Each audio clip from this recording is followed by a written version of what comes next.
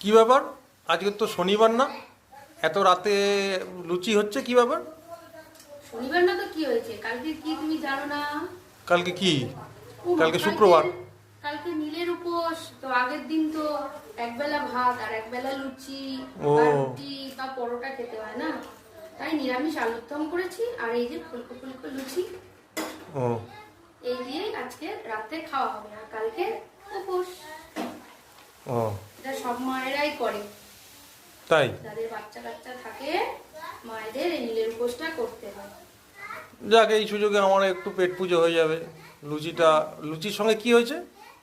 লুচির সাথে আলুর দম দেখবে, লাল লাল আলুর দম। চলে আসো, এই দেখো, এটা কিন্তু নিরামিষ আলুর দম। যাক, ঠিক আছে, এই সুযোগে আমার একটু জমে যাবে খাওয়াটা। একদম।